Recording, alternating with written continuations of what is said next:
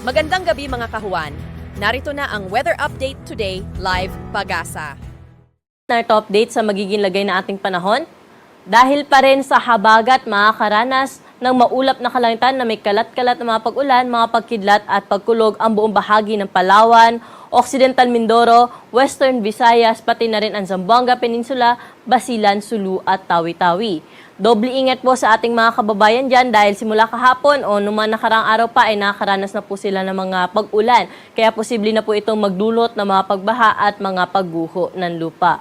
Samantalang dito po sa Metro Manila, pati na rin sa ibang bahagi pa ng ating kapuluan ay bahagyang maulap hanggang sa maulap na kalangitan na ating naasahan ngayong gabi na kung saan posible pa rin yung mga isolated o yung mga pulupulong pag-ulan, mga pagkidlat at para po sa magiging lagay na ating panahon bukas, ang malaking bahagi ng Luzon kasama po dyan yung Metro Manila ay makakaranas ng bahagyang maulap hanggang sa maulap na kalangitan, lalo na po ito sa umaga hanggang tanghali. Pero pagsapit ng hapon at gabi, asahan na po natin na magiging maulap na yung kalangitan na may mga tsansa na ng mga isolate po natin sa ating mga social media accounts. At ito ay mahalaga po, lalo na kung tayo ay nagpaplanong lumabas po na ating bahay bukas dahil posible nating malaman dito 5 to 34 degrees Celsius, Baguio City 18 to 25 degrees, Lawag 26 hanggang 33 degrees Celsius, mainit pa rin sa Tuguegarao, aabot sa 35 degrees Celsius ang maximum temperature, 34 degrees sa bahagi ng Legazpi City, sa Tagaytay naman 23 hanggang 32 degrees Celsius. Dahil pa rin sa habagat ang bahagi ng Calayan Islands, pati na rin po dito sa may buong Palawan ay makakaranas po sila ng maulap na kalangitan na may kalat-kalat na mga pag-ulan, mga pagkidlat at pagkulog. Kaya doble ingat po sa ating mga kababayan dyan dahil minsan posible po yung heavy o malalakas na buhos ng mga pag-ulan.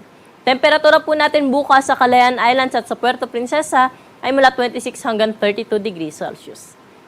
Dumako na po tayo sa mga kababayan natin dito sa Kabisayaan na kung saan generally fair weather condition or maaliwala sa panahon yung inaasahan natin lalo na sa umaga hanggang tanghali.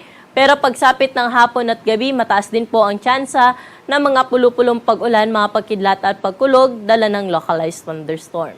Temperatura natin bukas sa Iloilo ay mula 26 hanggang 33 degrees Celsius. Sa Metro Cebu naman, 27 to 32 degrees at sa Tacloban, 26 hanggang 33 degrees Celsius. Sa mga kababayan naman po natin sa Mindanao, dito po sa may bahagi ng Zamboanga Peninsula, Basilan, Sulu at Tawi-Tawi, dahil pa rin sa habagat ay makakaranas pa rin sila ng maulap na kalangitan na may kalat-kalat na mga pag-ulan, mga pagkidlat at pagkulog.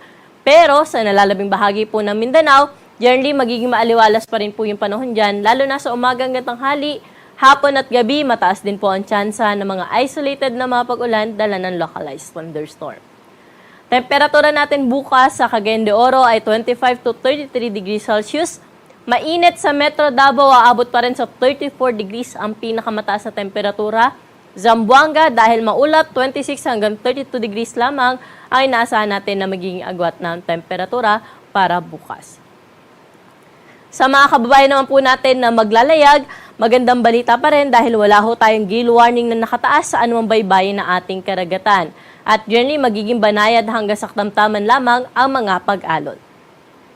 At ang araw natin dito sa Kamaynilaan ay lulubog sa 6:26 ng gabi at muli itong sisikat bukas ng 5:27 ng umaga.